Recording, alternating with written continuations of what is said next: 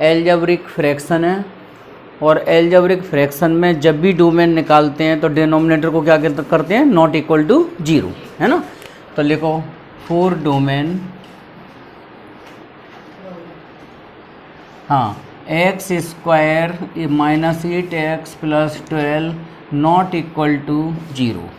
इसके फैक्टर्स क्या होंगे, x माइनस कितना 6 और x माइनस 6 और x माइनस 2, है ना, ये नॉट इक्वल टू 0। इसका मतलब ये हो गया कि x की वैल्यू 2 नहीं होना चाहिए और x की वैल्यू 6 नहीं होना चाहिए। तो ये इसका डोमेन क्या हो गया, डोमेन हो गया इसका ऑल रियल नंबर, मगर उसमें से पर्टिकुलर एलिमेंट 2 और 6 हटाने पड़ेंगे, ठीक है। बस आंसर ये है, कितना दिया है आंसर, बस यही आंसर, बस और कुछ नहीं करना। डोमेन निकालने हैं अब आगे, नोट कर लो।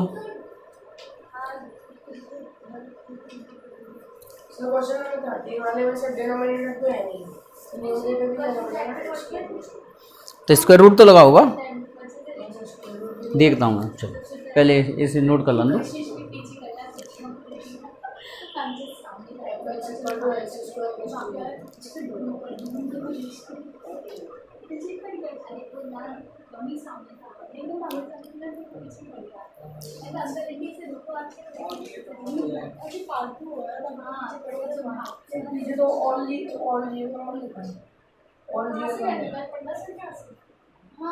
इसका आंसर दोबारा देखो, किसी और का देखा होगा आंसर।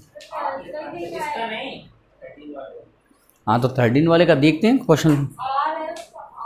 देखो क्वेश्चन नंबर 13 जी नोट कर लिया सब लोगों ने। चलिए तो मैं इतनी वाली स्टेप जैसी की जैसी लिख देता हूँ जी वाला, फोर डोमेन तो हर एक में लिखना पड़ेगा, ठीक है। चलो ये क्वेश्चन नंबर 13 है, क्या बोल रहा हूँ, एक्स स्क्वायर प्लस 2। हाँ तो सीधी सी बात है, देखो उधर, क्योंकि इसमें डिनोमिनेटर है नहीं, स्क्वायर रूट फंक्शन है नहीं, सिंपल, इसमें हम एक्स की वैल्यू कोई सी भी रियल नंबर रख सकते हैं। तो यहाँ इट्स डोमेन लिख दो केवल, बस डोमेन हो गया ऑल रियल नंबर, बस यही आंसर, और कुछ नहीं करना है। और कुछ 14 देखो इधर, क्वेश्चन नंबर 14 एफ एक्स, इस फंक्शन का नाम क्या है, स्क्वायर रूट फंक्शन, ठीक है, स्क्वायर रूट एल्जेब्रिक फंक्शन, ठीक है। और x square minus 6x plus 8 greater than equal to 0 होना चाहिए ना, greater than equal to 0, square root के अंदर पॉजिटिव वैल्यू जाना चाहिए, ग्रेटर देन होना चाहिए, चलो, और इक्वल टू 0 भी हो सकता है। इसके फैक्टर्स कितने हो जाएंगे बोलो, x माइनस 4 और x minus 2 greater than equal to 0। अब देखो इधर ध्यान से देखना, इधर ये नंबर लाइन बनाओ, इसके जीरोस कौन कौन से होंगे, एक तो 2 होगा और एक 4 होगा कि नहीं बताओ। इसके जीरोस एक तो x इक्वल टू 2 होगा और एक x इक्वल टू 4 होगा। अब आंसर लिखने की तरकीब बता रहा हूं, आप 2 और 4 के बीच की वैल्यू इसमें पुट करो पहले, तो यहाँ लिखो पुट, हाँ केस फर्स्ट में कितना पुट करें, x इक्वल टू 3, हाँ इधर इधर ध्यान से देख लो, इसका आंसर निकालना, x की वैल्यू इसमें 3 पुट करें तो ये कितना देगा, 3 माइनस 4 और 3 minus 2 greater than equal to 0, minus 1 और plus 1 greater than equal to 0, minus 1 greater than 0, it is wrong. क्यों गलत आया भाई, -1 तो ग्रेटर देन 0 होता नहीं है। रॉन्ग का मतलब ये है कि आपसे सवाल ये कह रहा है कि वैल्यू 2 और 4 के बीच की नहीं चलेंगी, कौन सी चलेंगी, आउटसाइड वाली। तो ये आपका आंसर में एक तो ये लिखना है और एक ये लिखना है। तो इसका डोमेन हम लिखेंगे, कैसे लिखेंगे बोलो, -∞ से 2 तक यूनियन 4 से लेके इन्फिनिटी तक।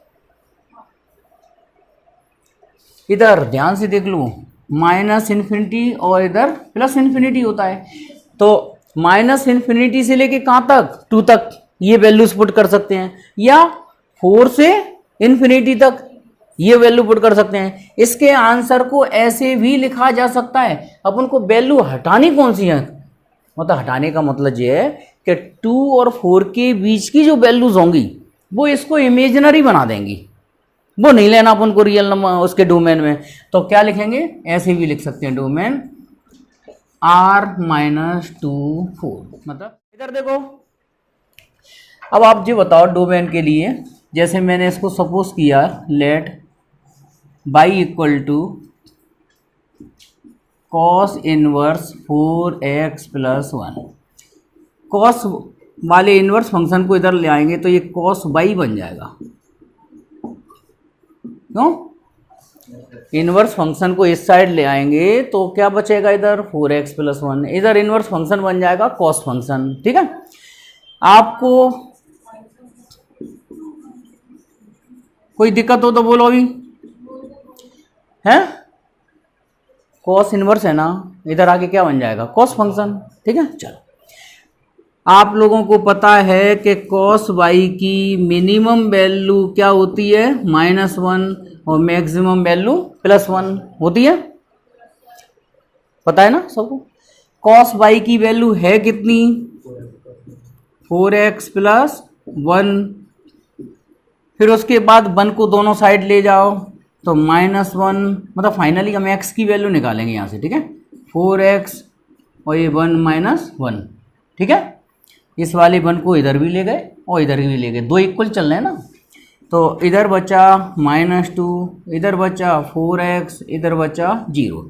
4 का डिवाइड दे दो तो मैं डायरेक्ट लिख रहा हूँ अब -1/2, ये x और ये 0।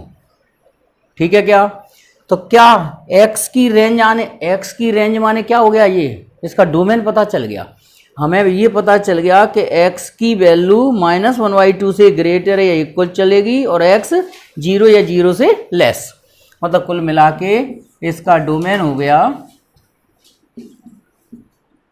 क्या हो गया बोलो, -1/2 से लेके कहाँ तक, 0 तक, ये बस। अब देखो बात वही आती है, जैसे मैथमेटिक्स कभी कभी अड़ भी जाता है, मैथमेटिक्स ये कहता है नहीं हम तो ये आंसर मान ही नहीं रहे, कैसे मानेंगे कि यही होगा।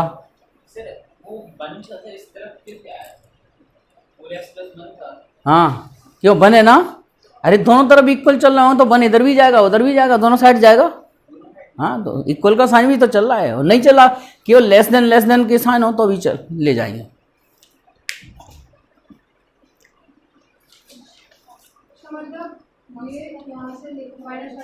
अब देखो इधर देखो, अरे भाई बात है x की वैल्यू -1/2 से लेके कहाँ तक बताई जा रही है, 0 तक, क्यों, ठीक है क्या भाई। हमने आंसर अपनी तरफ से क्या लिखा कि x की वैल्यू केवल -1/2 से लेके 0 तक ही अलाउड है, और क्यों नहीं है, हम तो जो कहेंगे साहब अलाउड, हम तो रख रहे हैं, क्या रख रहे हैं, 2 रख रहे हैं, 0 से आगे की कोई वैल्यू रख रहे हैं, 1 2 3, क्या रखें, रख के देखें होता क्या है, जी भी तो देखें, तो कितना रखें, कॉस इनवर्स, हम 0 से आगे 1 रख के देख रहे हैं होता क्या है, देखिए कॉस इनवर्स 4 × 1 + 1, तो ये हो गया कॉस इनवर्स कितना, टोटल मिला के 5। ठीक है, अगर मैंने इसको y मान लिया तो 5 = cos y, तो cos y की वैल्यू 5 हो ही नहीं सकती। cos y की वैल्यू, cos की और sin की मैक्सिमम वैल्यू कितनी होती है, +1, और मिनिमम, तो ये हो ही नहीं सकता। इसका मतलब x की वैल्यू केवल। Question number 16, given function f(x) x/√x² - 3x + 2 algebraic fraction है ये। तो डोमेन के लिए, फॉर डोमेन x² - 3x + 2, केवल ग्रेटर देन का साइन लगेगा बस, क्यों ऐसा क्यों हो गया? क्योंकि ये वाली वैल्यू जीरो के इक्वल भी नहीं चल सकती, डिनोमिनेटर जीरो नहीं चल सकता, क्योंकि जीरो होगा तो इन्फिनिटी हो जाएगा। ओनली क्या होना चाहिए? Greater than equal, greater than zero माने only positive, only positive, negative भी नहीं, जीरो भी नहीं।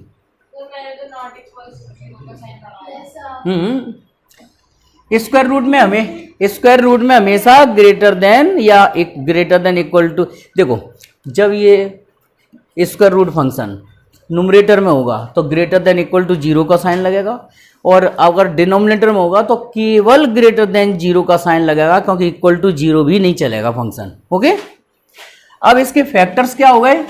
x माइनस टू और x minus one greater than zero, है ना। अब हम अवैल की तरह चेक करेंगे नंबर लाइन पर x की, इसका जीरो क्या क्या आ जाएगा? एक तो x इक्वल टू वन आ जाएगा, और एक x इक्वल टू क्या आ जाएगा? टू आ जाएगा।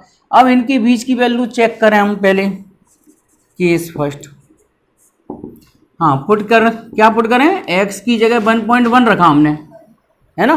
तो x की जगह 1.1 रखा, 1.1 माइनस टू और 1.1 माइनस वन, तो देखते हैं ये ग्रेटर देन जीरो देगा क्या? हाँ देखो, क्यों 1.1 में से माइनस टू जाएगा तो कितना बचेगा? 0 पॉइंट माइनस का, और ये 0.1, है ना। बोला। हाँ, तो ये हो गया, इसका मल्टीप्लाई करेंगे तो कितना हो जाएगा? 0.909, है ना। तो ये पॉजिटिव है क्या? इट इज रॉन्ग, है ना। तो लिखेंगे इट इज रॉन्ग, लिख नहीं पड़ेगा बिल्कुल, इट इज रॉन्ग। रॉन्ग का मतलब ये हो गया कि आपका आंसर ये बीच वाला नॉट अलाउड। तो इसका फिर क्या लिखेंगे? इसका डोमेन बताओ। आउटसाइड वाला लिखेंगे, तो आउटसाइड वाला माने 1 और 2 को भी छोड़ना पड़ेगा, तो r माइनस 1 2, मतलब 1 को भी छोड़ना पड़ेगा, 2 को भी छोड़ना पड़ेगा, 1 और 2 के बीच के सारे नंबर हटाने पड़ेंगे रियल नंबर में से, तब इसका डोमेन बनेगा। क्या? बंद करो। हाँ, रख लो। मतलब केवल यहां से लेके यहां तक हटा के बाकी सब रख सकते हैं, कुछ भी रख सकते हैं।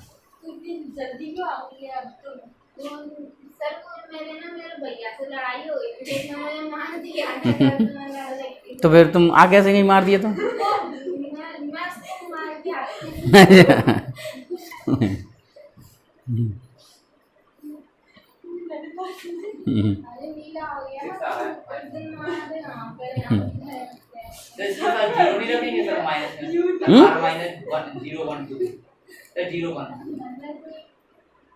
जीरो तो रख सकते हैं, रखो x की जगह जीरो रख सकते हैं। क्यों?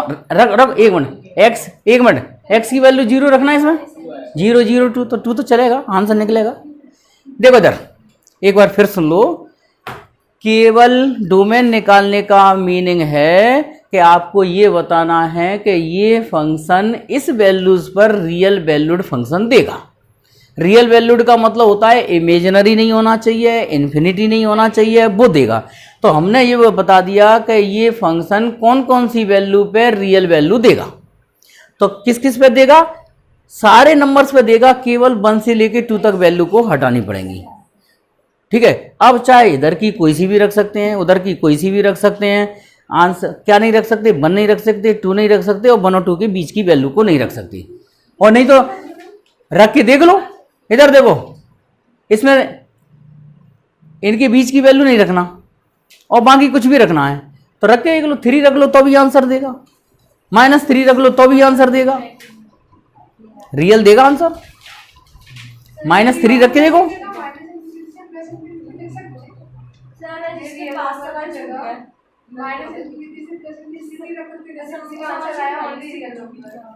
हाँ तो ऐसे। अब जैसे क्यों इसका आंसर दूसरी तरीके से कैसे लिख सकते हैं, जो मैंने पहले बताया था, बताना, बोलो कैसे लिख सकते हैं? -∞ से लेके 1 अब ओपन में, क्योंकि 1 अब इंक्लूड नहीं होगा, और यूनियन फिर 2 से लेके इन्फिनिटी तक ऐसे। एफ एक्स इक्वल टू क्या है बोलना एक और, 5 + 4 cos x for all x belongs to R। देखो उधर ये उन्होंने डोमेन ऑलरेडी दे दिया है, निकालना क्या है, रेंज फाइंड करनी है ना, रेंज माने बाई की वैल्यू है ना। चलो ठीक है, तो यहां से हम लिखेंगे कि वी नो दैट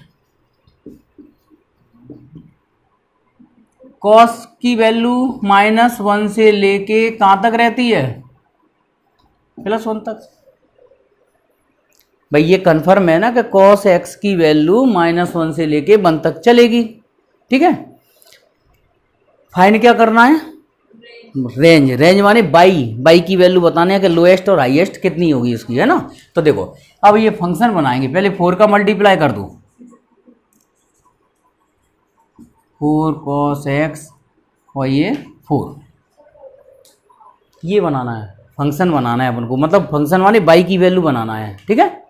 4 का मल्टीप्लाई कर दिया, ये लिखा है ना। अब क्या ऐड करना है, तीनों साइड +5, तो -4 + 5, 5 + 4 cos x और ये 5 + 4, ठीक है। तो ये कितना हो गया 1, है ना, 5 + 4 cos x और ये कितना हो गया 9। तो ये किसके इक्वल आ गया, एफ एक्स के इक्वल आ गया ये, एफ एक्स माने बाई के इक्वल, है ना, बाय। तो ये इसकी रेंज आ गई। रेंज का मतलब, रेंज का मीनिंग क्या निकलता है कि इस फंक्शन की मिनिमम वैल्यू 1 होगी, मैक्सिमम वैल्यू 9 होगी, एक्स की कुछ भी वैल्यू रखी जाए, मतलब इस फंक्शन में x की वैल्यू कितनी भी रखी जाए, ये मिनिमम कितना देगा +1 और मैक्सिमम कितना देगा +9। तो मैं जी तो पता ही है कि यहां से स्टार्ट करेंगे, जो गिवन कंडीशन है, हाँ, -π/4 से। देखो question number 19, question number 19 function F x 4 - 3 tan x दिया है, ठीक है, और उन्होंने x की वैल्यू -π/4 से लेके +π/4 तक बता दी है। तो रेंज माने तुम्हें बाई बताना है, अब बाई बताना है तो यहाँ से स्टार्ट कर देंगे, -π/4 से लेके x चल रहा है +π/4 तक, तो यहाँ लिखेंगे गिवन, ये गिवन है। अब हम tan फंक्शन ले लेंगे तीनों साइड, तो tan -π/4, tan x और tan π/4। tan 45 की वैल्यू कितनी होती है, माइनस वाले की होगी -1, क्यों, tan -θ tan θ होता है, तो -45 की वैल्यू, tan -45 की वैल्यू -1। तुम तो ये मान लो tan 45 कितना होता है 1, तो ये माइनस लगाए तो -1, ओके। चलो, और ये +1, π/4, अरे पाई की वैल्यू 180 होती है, तो 180 में 4 का डिवाइड देंगे तो कितना हो जाएगा 45, तो tan 45 की वैल्यू अभी उन्हें पता नहीं है। देखो इधर जी रेडियन में एंगल है, ऐसे π/3 लिखा हो तो ये कितने डिग्री होगा, पाई की जगह 180 रखो, 60 डिग्री होगा, तो π/3 माने 60 डिग्री। तो डिग्री में बनाना हो तो पाई की जगह 180 रख दिया करो, ठीक है। वो रेडियन में ही होती है, इसको बना रहे हैं डिग्री, ठीक है। चलो, तो अब क्या बनाना है अपन को, -3 का मल्टीप्लाई, -3 का मल्टीप्लाई करेंगे तो ये आ जाएगा -1 -3, साइन चेंज हो जाएगा, -3 tan x और ये 1 × -3, माइनस का मल्टीप्लाई करने पर ये इनइक्वालिटीज की डायरेक्शन चेंज हो जाएंगी, ठीक है।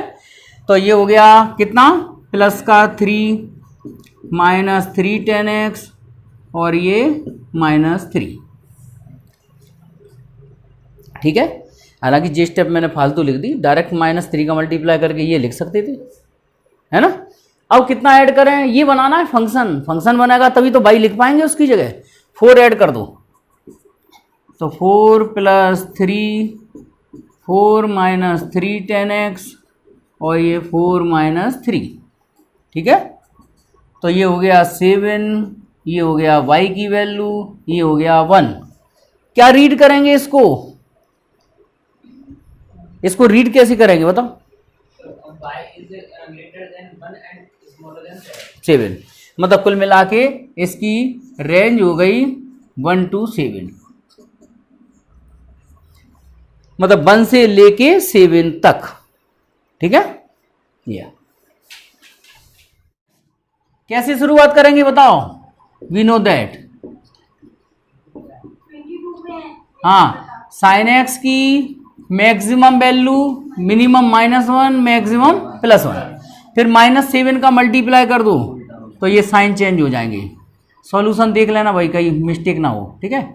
और 7 का मल्टीप्लाई, -7 का है ना, चलो। और फिर उसके बाद 11 ऐड कर दो, 7 + 11 और 11 - 7 sin x और 11 - 7, तो ये हो गया 18, ये बन गया तुम्हारा y, चलो अगली लाइन में लिख देंगे 7 sin x, और ये हो गया 11 - 7 माना कितना, कहाँ पे,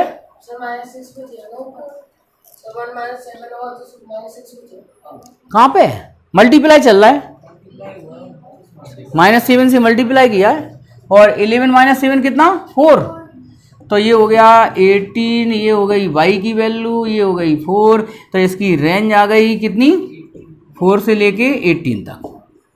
18 4 या 4 18 कुछ भी लिखते हैं, नहीं नहीं, यहाँ लोएस्ट वैल्यू, यहाँ हाईएस्ट वैल्यू, कोई तो फिर आंसर में 18 दिया है, पहले 18 दिया है, गलत दिया।